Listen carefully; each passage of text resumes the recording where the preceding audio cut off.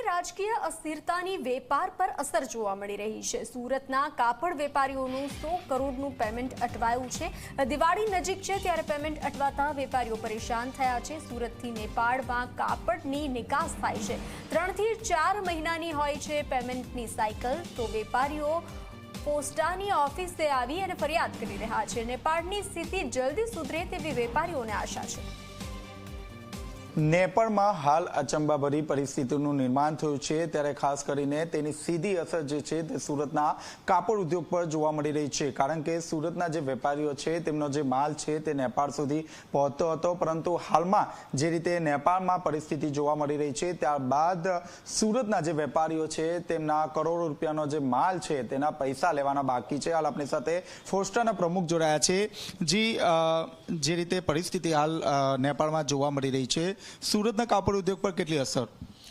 सूरत का और नेपाल का व्यापारिक रिलेशन बहुत अच्छा है। सूरत से लगभग 50 व्यापारी का कपड़ा 200 करोड़ से प्लस का कपड़ा साल में सूरत से नेपाल जाता है।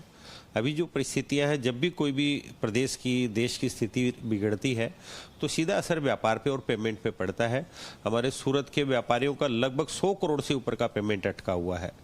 सूरत से सारा माल नेपाल, रक्सौल, नूतनवा, जोगबनी, रुपेरिया, ऐसे जो बिहार और यूपी के जो नेपाल से सटे हुए बॉर्डर है उनके द्वारा उधर से जाता है।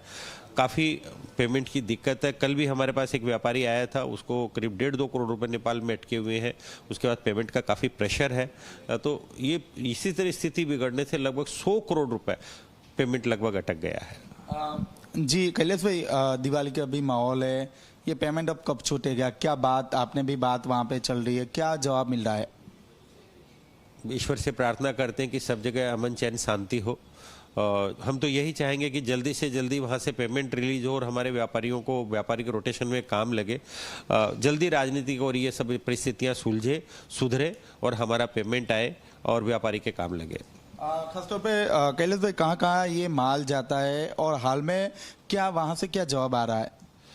बहुत लोगों से संपर्क नहीं हो पा रहा है। बहुत लोग ये कह रहे हैं कि हम पेमेंट भेजते हैं, और इस टाइम ज़्यादा तकादा भी फ़ोन भी करना उचित नहीं होता क्योंकि वहाँ की परिस्थितियाँ भी सामान्य नहीं होती है।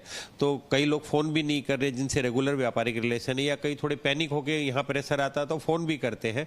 तो लेकिन ऐसी स्थिति में सामान्य स्थिति नहीं होने की वजह से हालात बिगड़े हुए हैं, पेमेंट अटके हुए हैं। कहाँ माल जाता है? नेपाल के सभी जगह, काठमांडू से लेके बहुत सारे एरिया जो सराउंडिंग छोटी छोटी सिटी है वहाँ सब जगह माल जाता है। तो ऐसे बोल सकते हैं 150-200 करोड़ का जो धंधा है वो ठप हो गया है? बिल्कुल, 200 करोड़ का व्यापार होता था, उसमें 100 करोड़ के पेमेंट अटके एक बार पूरी तरह से पूरा धंधा ठप हो चुका है। तो आपे जे रीते જોઈ તે રીતે નેપાળમાં જે રીતે હાલમાં પરિસ્થિતિ જોવા મળી રહી છે, જેને કારણે 100 કરોડના જે કાપડના જે વ્યવહારો છે તે અટકી પડ્યા છે। કેમેરામેન વિજય વેસાણ